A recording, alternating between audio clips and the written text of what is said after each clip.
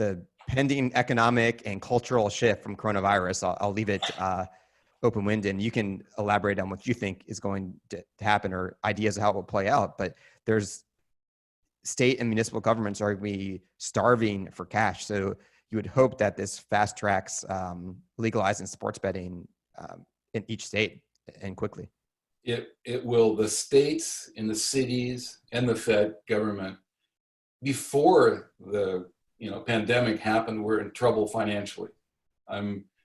It was really quite amazing at the federal level. We had the greatest economy in the history of the world, and we were running $1 trillion annual deficit with the greatest economy that ever happened. Now, God forbid. So I think that the states are going to, if anything can bring in revenue, they're going to stamp it. If you want to, you could probably get a permit to sell cocaine on the street with a, over-the-counter permit right now if you can give them enough tax revenue. So they're going to have to do gambling, and they're going to have to do sports gambling. And I think it'll be really, really good for sports players. And I think it'll make sports even a lot more exciting, and it'll draw even more fans to sports venues. When suddenly, a game is interesting when your local team is playing, but it's a lot more interesting when you have $100 on it. Yeah, and also interesting that there could be additional waves of this outbreak. I don't have any insider information, or I'm speaking from experts, but other experts do think that there might be waves of this pandemic, and so there is a non-zero chance that you'll have stadiums with less people in it, and there's going to be a need for additional revenue for people to gamble on these games. Starting as hopefully the 2020 NFL season, where there may or may not be fans. I mean, even if they open up, I can't imagine that there'll be the same number. The attendance will be anywhere near the same level as it was in the 2019 season. No, there's no way it will be. And it may be, you're much younger than I am. I think that young people, the pandemic is a lot different. It's really not a threat. If you're healthy and under 40 years old, you're not going to die from this thing. Young people are going to do it. They're going to go to bars. They're going to chase girls. They're going to go to sporting events. They're going to do all these things. But, for a lot of people that are older, they're not going to sporting events, anytime soon. That's for sure. That's interesting. I've seen some older people are kind of a little bit more resigned. They're like, hey, I've had a good life, and they still want to live. And then obviously you saw like the spring break people and the kids in their 20s, just with, at least in the beginning, because they weren't conscious of what was going on. Mark, I mean, what to finish up this interview here,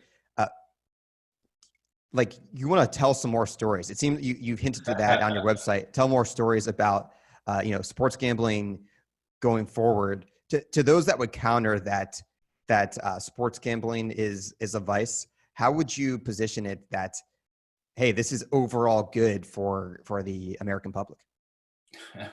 Well, I'm not saying it's overall good for the American public, but I can tell you that by God, it's going to happen. And for intelligent people, for intelligent people, gambling on a sporting game is really not a big deal. I mean, the commission rates for betting on major sports is 5%. You pay 10% when you lose and 0% when you win. Right. And there's a 50-50 that one team A is going to win or team B is going to win. A chimpanzee could flip a coin and pick 50% winners. Right. So you're paying a 5% commission. So if the average person bet $100 on a game or 3 games, it costs them $5 to bet $100. So if you're sensible, it's really not a big deal. It's not really going to hurt you. And gambling to me is very much like drinking. Is drinking good for you? No. Most people can have a beer or two, a glass of wine or two, a dinner, and 95% of people are fine. Right. But 5% of people just cannot handle it. They're not made that way. And gambling's like that. 95% of people can go to Las Vegas. You're a CPA or a doctor, and you bring $500 and you play whatever you play. When you're done, you had fun, you go home. Again, 5% of the population isn't made that way, and they lose too much. And sports gambling, we're like that too. But do we Do we shut down all of an industry because 5% of people can't handle it? Mm-mm. No, and I would also argue that obviously it's a lot safer. If it's legal, you can track somebody. If somebody seems to be betting too much or losing too much, at least you'd have some chance in a legal market to track, to find that out. And also, lastly, when online sports betting, unlike betting with a bookie, you're not betting on credit. So Right. you can't lose money that you didn't already have in your account. So I would argue it's a lot safer than an unregulated bookie market. Right. I mean, you can see this in other types of things, like, I mean, like prostitution, right? Legalized prostitution in Holland, they've shown that it's safer. There's less pimps, more, like testing and things like that.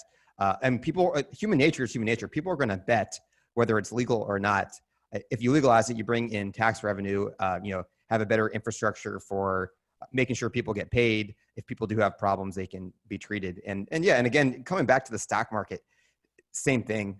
And of course, a lot of times when you see people opposed to gambling, they have no problem with scratch lottery and Keno in every state, which is some of the worst odds ever.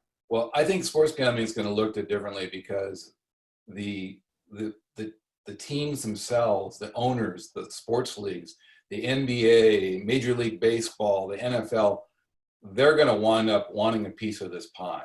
And I wouldn't be surprised that I don't know if they probably can't own the gambling companies, but they're all petitioning now for a sports integrity fee to get a percentage of, which, by the way, kind of makes sense. They're putting at the track, when you make a bet, part of the bet proceeds goes to the track for putting on the event. It would make sense to me that if you're betting on an NBA game and somebody's profiting on that bet, shouldn't the NBA get a piece of that? Absolutely. And the second, those big, public companies or the big companies own an interest in the gambling, it's going to become mainstream. People have no idea how big this is going to be. And by the way, I don't think it's going to be particularly good for racetracks because the commission on betting on racing is too high.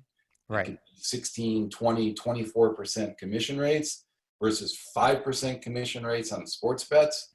That's not, intelligent gamblers are going to quickly realize, hey, I'd rather be betting in sports gambling than on horse racing. However, the thing that may save horse racing to some degree is that horse racing tracks probably will be given a lot of the initial gambling licenses because they're already in the gambling industry. Okay. So I've already seen that. Apparently, a lot of big companies are buying racetracks, not because they give a damn about racing, is they want to have the licenses in order to get sports gambling.